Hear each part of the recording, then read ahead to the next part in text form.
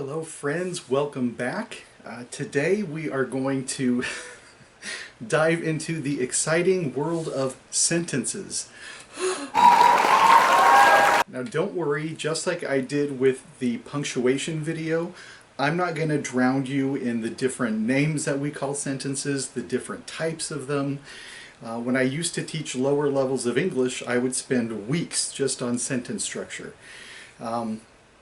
The good news is I don't really have to do that because at this level you are probably more comfortable with how to use sentences and how to build them than you are not being comfortable. But still, because this is English and because most of you are probably in the beginning part of your college career, this is a good time and place just to do a very brief review of the most important things that you should know going into college English. I am just going to share with you the few things that I want you to do when you write and a few things that I would like you to avoid. Because I am a firm believer that when you know better, you do better. So I'm going to show you some of the most common traps that a lot of student writers fall into, because if you know what to look out for, you will see them coming down the road. And I'm going to show you really simple ways to recognize these mistakes in other people's writing, as well as your own. All right, first things first, your sentence needs clarity. It just needs to be clear. By its very definition, a sentence represents a complete, clear thought. And as a writer, that just means explaining your thought clearly and plainly for your reader. For example, if I just give you a piece of paper and it only has these two words on it, 2 miles, period. Is this complete? Well, of course not. What's 2 miles? Who does what for 2 miles? I don't get it. So this can't be a complete sentence. And we end up here with a fragment. It's an incomplete piece of some complete thought.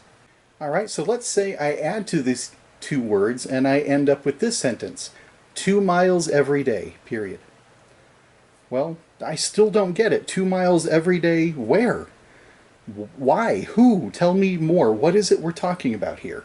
So even though this got a little bit longer, it's still incomplete. It's still a fragment. All right, I've added a little bit more to the phrase here. 2 miles every day, rain or shine. Okay, that's... I don't care about the weather. This still doesn't tell me the heart of what I need to know about this sentence. So what is it we're missing here? All right, in the final example, I added a couple more last words here. John runs every day, rain or shine. Now we have a complete thought. And those 2 words at the beginning of the sentence, those are the key, and here's why. Here's what makes it complete. Now we have a noun and a verb in our sentence. We have a subject and an action. John runs, and everything else is just information about his schedule and how often he does it. John runs every day, rain or shine. So this tells you that John does this particular exercise without fail every day of his life, regardless of what the weather is outside. So John runs is the key, and everything else is just helpful, useful information for us. All right, how about this phrase here, John farted? Is that a complete sentence? All right, a lot of students might look at that little sentence there and say, well, that's not complete. Well, don't let the size fool you. That contains everything we need to write a complete sentence. We have our noun and our verb. We have our subject and the action. John farted.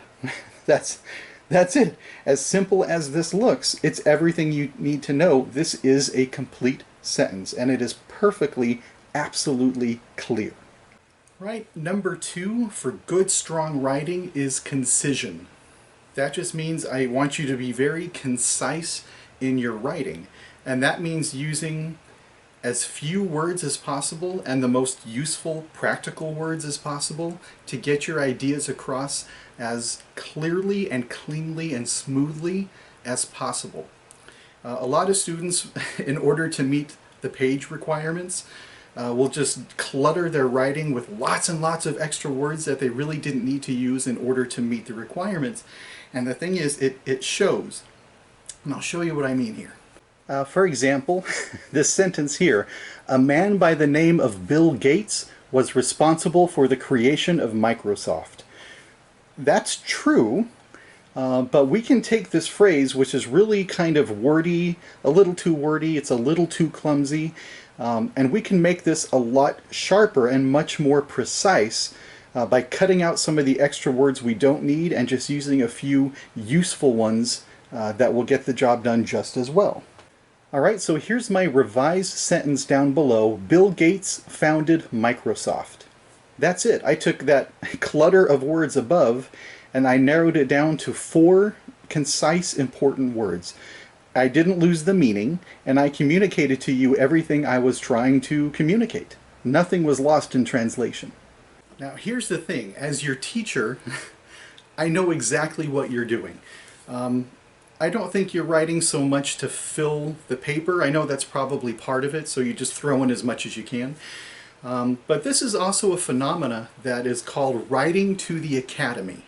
And this is where students sort of adopt this fake, phony, scholarly voice in order to try and impress their professors. And they end up using words that are really fancy, but they're not using them correctly because they don't have the experience using those words. They ran to a thesaurus and threw in just the fanciest, biggest word they can find. The writing sometimes feels very forced and very unnatural. And the thing is, it's deadly for me to read that, but it must be even deadlier for you to write like that, just to try and create this voice and sustain it for the length of the essay. That's hard to do. And a lot of students do that in order to try and convince their professors that you're smart.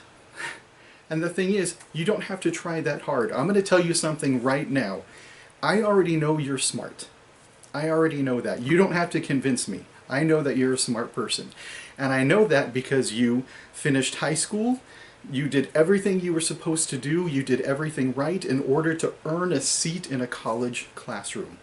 So I know you are smart and capable, and I know that if I raise the bar, you're going to reach up for it the best you can. So you don't have to convince me of that. Instead, when you write, I want you to write in your own natural voice. Good, polished writing doesn't mean fake writing. And I'll show you the difference, because I don't want you to get lost in that fake voice. I want to hear from you, the person. And I think if you let go of this idea of having to create this phony voice to write in, I think you might enjoy writing a little bit better, and it might even come easier and a little more naturally to you if you just let go of the fakeness and just focus on your voice, but nicer and neater. Here's the difference. Here's how easy it is to take your voice and just polish it up a little bit without sounding fake. For example, if you write the word you in your paper, don't just give me the letter U. I'm reading an essay, not a text message. So I want you to just write out the word. That's it. Or instead of gonna, which we all do it in our daily conversation, in your writing, just change it to the more formal and proper going to. Other times, it's simply a matter of cutting out words you don't need. They just become clutter. For example, my eyes are green in color. This absolutely drives me nuts. All you have to do is drop the last 2 words. And that's it. That's all you have to do is just write, my eyes are green, period. I promise you I won't be wondering, your eyes are green in what? In size? In weight? What is she talking about? Here's another fun little phrase that students like to use when they write essays, due to the fact that. The thing is, none of you, not even me, none of us say that out loud. None of us use the phrase, due to the fact that. But for some reason, students love to throw this into their essay writing. But you can reduce this into one single word. All that can be reduced to because. Due to the fact that is just an overly fancy way of saying because. For example, if you're hungry, you say, I went to Taco Bell because I was hungry. No one ever says, I went to Taco Bell due to the fact that I was hungry. We don't talk like that. So that's what I mean. Simplify your language. That doesn't dumb it down. It just makes it nice and clear and concise. I know that's a really hard habit for students to break because they think, well, if I simplify my language, then I sound dumb. I don't sound as grown up or educated as I want to sound. But here's the thing, you can express ideas and themes, and you can create characters and describe landscapes. You can go into detail, don't get me wrong, but it doesn't have to be overly cluttered and complicated. And if you don't believe me, I'm going to prove it to you. Maybe some of you in high school, you had to read something by Ernest Hemingway, For Whom the Bell Tolls, The Old Man and the Sea. He became one of America's favorite writers back in the early part of the 20th century because his writing was considered almost revolutionary. Not almost, it was considered revolutionary. For the simple reason that he just simplified his language. If you've read his books, then you'll know what I'm talking about. He is not hard to read. He's really quite simple. And yet his stories and his characters and his settings, everything he does is still profound, but his language is cleaned up. Because remember, at the turn of that century, we were coming out of that really fancy, flowery kind of writing, which is beautiful to read, and it's artistic for sure, but he still got the same job done. And if you still don't believe me, this is my favorite writer, and I'm not even ashamed to say it. This is Stephen King. I'm sure you've heard of Stephen King. He's the master of horror. You've probably heard of his characters or seen his movies like Carrie, Christine, Cujo, of course Pennywise from It. And the thing is, he's sort of just an everyman writer, just an everyday guy. His books are not hard to read. In fact, he admits he's no artist, and he compares his work to getting a hamburger combo from McDonald's. It's just cheap comfort food. It's not artistic, it's not fancy, but it's filling, and it's really, really good. And Stephen King should know what he's talking about because he is the #1 selling author of all time. And if you've read his books, you can back me up on this. There's nothing fancy about this. These are very reader-friendly, very approachable books to read. And he did it by simply using his own sort of simple, everyday, but polished language to tell his stories. And finally, the last little thing that I do want you to do in your writing is to be meaningful in your writing. Make sure that what you're saying has a point to it, that it's impactful and meaningful. Because one thing I often see from student writers are these sentences and phrases that don't carry much meaning. For example, in an essay, a student might write, the writer makes a lot of points in her essay. Okay, well, as a sentence, this communicates almost nothing to me, to your reader. Of course someone makes many points over the course of an essay, so saying it just takes up space. This doesn't mean anything. In order to make this phrase more meaningful, I would want you to describe specifics of the argument and avoid making general observations like this one. And for the love of God, do not use the word things and stuff in your writing. This takes away all meaning. This takes away all purpose of life in general. Things and stuff are the most vague general words you could possibly use. If I say, you know what, I have a lot of things at my house. What things am I talking about? I could be talking about books, movies, music, children, dogs. You have no idea because things and stuff represent roughly about 1 billion other ideas or items. So strike this from your writing vocabulary. These 2 words should never show up in an essay. Those 2 words are sins in our classroom. If we were meeting in person, you're very lucky we're not meeting in person, because if I saw either of those words in your essay, I would first circle them, and then I would, when I handed your paper back in class, I'd punch you in the mouth. I don't even care.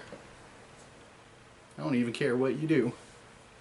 Something that I cannot stress enough is that words have power. And that's what I mean when you want your words to be meaningful. And that power behind our words is something called rhetoric. And this is when we choose our words carefully and wisely in order to get people to think the way we want them to think or behave in ways that we would like to see them behave. We see that words can be really destructive. Words like the N-word or homophobic slang. Just as a more recent example, I'm recording this right now in March of 2021, and hate crimes against Asians in America are on the rise. And this is because our former president referred to the coronavirus repeatedly as the Chinese flu, or the Chinese virus, or Kung flu. Just really derogatory comments that sort of took a biological thing and put the blame on a group of people. And when other people are afraid, it seems to give them a scapegoat, someone to blame. And unfortunately, some people can get caught up in rhetoric in really, really bad ways. You've probably heard the old phrase, sticks and stones can break my bones. But we know that words aren't so easy to forget. I still remember being insulted in middle school. I remember the mean things people said to me in 7th grade. So words have power and they stick. But words also have the power to uplift and encourage and compliment and motivate and inspire others. And we see this when we see quotes from people as diverse as Abraham Lincoln, or Martin Luther King Jr., or Maya Angelou, or Albert Einstein.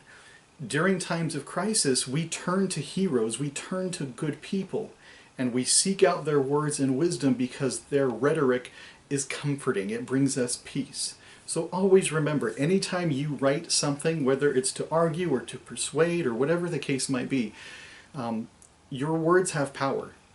They have definitive meaning to them the way you present them. And I always want you to keep that in mind when you're thinking of your own work in terms of being meaningful. Alright, so I just showed you the 3 things I would like you to do in your writing. Number 1, be clear. Number 2, be concise. And number 3, be meaningful with your words. Now I'm going to show you, as quickly as I can, the top 3 problems that you want to try and avoid. If you see those coming at you, start punching and kicking. Just go like this until you get to it and knock it out. I just make fists and just be ready. Be ready for them. Alright, so take a look at this sentence. After work today, period. I need to write my essay for English. So right away you can probably tell that the first problem is up there after around that first period. Here's the problem with these 2 statements. First things first, I underlined the second sentence in green. I need to write my essay for English. That part of it all by itself is just fine, right? That represents a complete thought. I need to write my essay for my English class. That is called an independent clause, or an independent statement, whatever you want to call it, as long as you know it's independent. That means it's absolutely fine all by itself. Doesn't need any help from anyone or anything. Which means that first part is the problem. So if the green one is independent, then that means the other one, by definition, must be dependent. So if you read the one in pink all by itself, if you didn't even have that second sentence, if I just walked into the room and said, after work today, you have no idea what I'm saying. There's just that awkward silence of what are you talking about? And just like we identified earlier, this is a fragment. This is an incomplete thought. So whenever you have something dependent, you have to hook it up to something independent. And this is a really, really easy fix. All we have to do is get rid of that first period. So if I erase that period and get rid of that brick wall we ran into, now we have a complete thought. After work today, I need to write my essay for English. If you wanted to, you could replace that period with a comma and make that an introductory statement if you wanted to. But in this case, from start to finish, we have one complete, clear thought. So the first thing to avoid is fragments. Just as another quick example, until I turned 16. We have no idea what this means. So again, we have here a dependent statement. So obviously I can't have just a fragment as a sentence, so I need to complete my thought. Until I turn 16, comma, I can't get my driver's license. That second part underlined in green is independent, so I stuck my fragment to it. Now put together, it represents one clear, complete thought. So that's how you get rid of a fragment. Just stick it onto something that is independent and can carry the extra weight. Take a look at this phrase here. Tomorrow is the big day I'm getting married. All right, it sounds clear. We know exactly what this person is telling us and why they're so excited. But as far as a working, functional sentence. What's wrong here?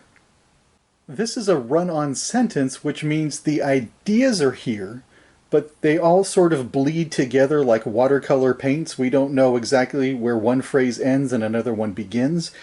So we need to take a breath somewhere in here and separate these phrases out to get a clearer idea of what this writer is trying to communicate to us. So I put a little star there. So this is where we can break this up. Now we have a couple of options here. I want you to take a look at both of these statements. Tomorrow is the big day, and I'm getting married. Both of these are complete thoughts. So both of these phrases are independent sentences. Now, even though this is one sentence, one phrase, I split it up this way just so you can kind of see here that both parts of it are completely independent. Now, we have a couple of options here. When we have two independent statements like this, the easiest fix is to put a period right after day. And with that one simple piece of punctuation added, we fix the run-on problem. We saw that both of these sentences happen to be independent ones. They both function just fine on their own. So stick a period at the end of the first phrase and you're done. Tomorrow is the big day. I'm getting married. Now, if you don't like that, if you wanted to combine these two, here's another way you can take independent phrases and put them together. Now, usually in class, a student will raise their hand and tell me, well, I know how to fix it. I know the other solution is to put a comma after the day. Since you're taking a breath there, you can just stick a comma in there.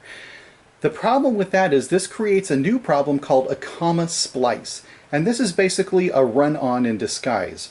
And this is the third major mistake I want you to look out for, are these comma splices. The problem is because we're dealing with two independent statements here, we need a little bit more of a break in between them. And we need to throw in what's called a coordinating conjunction. Just to simplify it, I call them helper words. We need to throw in a helper word along with the comma in order to put these two independent sentences together. And I'll show you why this is important. I'll show you what I'm trying to explain. Sometimes it's harder to listen to it, so I want you to see it. So I have these two toy trains here to show you what I'm talking about. Let's say each one of these represents an independent sentence, right? Each one of these is just fine all by itself.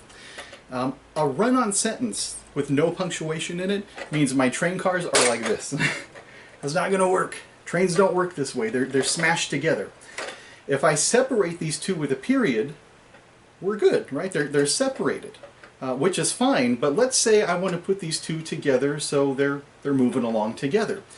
Well, a comma doesn't quite do it enough. It separates for sure, but we're not quite connected yet. And if you've ever played with toy trains, then you know that there's a system of loops and hooks to put the train cars together.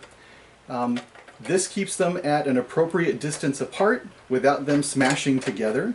And this is where we need a helper word after the comma. The helper word sort of works as the loop in the hook, right? The helper words are going to link our independent sentences together at just the right distance. So I'm going to show you, it's a very simple list of what those helper words are to put sentences like this together. Some of you might be familiar with this from another English course, but I'm going to give you a list of coordinating conjunctions. Again, I just call them helper words. And when I grade your essays and I see that you maybe need to include some helper words, that's how I'm going to refer to them, so you're going to know what I'm talking about here. This is an acronym, fanboys. Each letter represents a different important word to help you link sentences together. Each one has its own distinct personality, so I'm going to show you what those are right now and how each one works. Alright, let's run down this list really quickly. F is for for, which is just a fancy way of saying because. I would rather you just use because, since that's the way we talk more naturally. No one ever says, well, I went to Denny's for I was really hungry. We don't talk like that. We're not Shakespeare, just use because. A is for and, which obviously is the best word we use to connect things, anything, any ideas. N is for nor, which means you don't like either choice. I like neither Taco Bell nor Del Taco. B is for but, which creates a contrast. I love English, but I'm not very good at math. O gives us or, which represents choice. I am fine with either Italian food or Mexican for dinner tonight. Y is for yet, which creates an opposite. I tend to be more liberal, yet he is a little more conservative. And so is basically the reduced version of as a result. It was dark and cold outside and raining, so I went to bed early. Cause and effect. So let's see how this works back with our original example. So going back to my original example about the wedding day, I'm going to look at my list of helper words here and decide what's the best one, depending on what that helper word means, that's going to put my sentences together. And the best fit for this is probably going to be because offers us an explanation. So that's the best fit. All right, here's another run-on. Let's try and correct here. She thinks the house is haunted. I think the house is just old. Right, you can see two conflicting ideas here, and we can see that we are on opposing sides of the issue here. So looking at the helper words, which one do you think is a good fit? All right, we had a couple of good options here. Because we're dealing with a contrast and two opposing viewpoints, you have two good choices here. She thinks the house is haunted, but I think the house is just old. Or maybe some of you chose yet. She thinks the house is haunted, yet I think the house is just old. Either one works just fine because we have a contrast and we have opposing points of view. And just as a little bonus, I threw in a comma here after the word haunted because we're dealing with a contrast. So this creates a good little breath to take here between the two opposing ideas. It's kind of a good break for the eye as well. My eye likes that little separation there since we're dealing with contrasting points of view. All right, friends, before I let you go for today, I want to throw one more longer, complex problem at you here. So this is a pretty long run-on sentence. This is usually, when I see them, this is the type I usually see. They're pretty long, and there are multiple spots where we can take a breath here. So here's the problem, and again, the helper words are on the left, and this will give us an idea of how to repair this and blend everything together into one complete, concise sentence. So here's the problem. Let me take a deep breath for this one. I enjoy my English class. I don't like my math. I'm better with creative ideas than numbers and formulas. Okay, so let's unpack this. So first, let's mark here where we take a breath. After what words would we maybe stick a pause or an ending or just something? Where do we find the spaces? All right, so here's where we would take our natural breaths. There's a couple spots here after class and math. We would probably pause there or at least try and find a way to link these ideas. Now, your first response, that first instinctual thing that you'd want to do is probably stick commas in there. And remember, that creates that other major problem, the comma splice. But this is still better than a run-on sentence, because at least if you threw some commas in here, that tells me you know that there should be a break. You know that there are breaths that we need to be taking between statements. But these aren't quite linked together just right. We need, remember, those loops and hooks of a train, and so for those, we're going to go over to the helper words, that side of the board, and find some good words that are going to help us link these phrases together. All right, so here's how I fix this up. You may have done something different, and what's kind of nice about the English language is sentences are sort of like Lego bricks. If you don't like one formation, you can tear it down and build it up another way. So here's how I fixed it. I enjoy my English class, comma, but I don't like math because I'm better with creative ideas than numbers and formulas. So I found a couple of helper words in here that better connect these phrases. I kept the comma after class because that shows a good break between contrasting ideas, right? The first part is what this person enjoys and everything else that follows is what they do not enjoy. So that comma probably has a good happy home right there. I crossed out my. We don't need to do that because we know that they're talking about their courses already. And I erased the comma after math because that's just too much of a roadblock. It causes us to stumble a little bit. So I took out that comma and just threw in because, since what follows the word math is simply an explanation. So again, just to hear it clearly, I enjoy my English class, but I don't like math because I'm better with creative ideas than numbers and formulas. And that is a perfect, clean, concise sentence. And just like I told you right now how the English language is like Legos, you can move pieces around, that's what's kind of nice about dependent statements, is we can switch these around. Let me show you the exact same sentence in a slightly different form. Right, in this example, I took the exact same language. I haven't changed a thing except to move the pieces around and start with the dependent part and use it as sort of an introductory statement.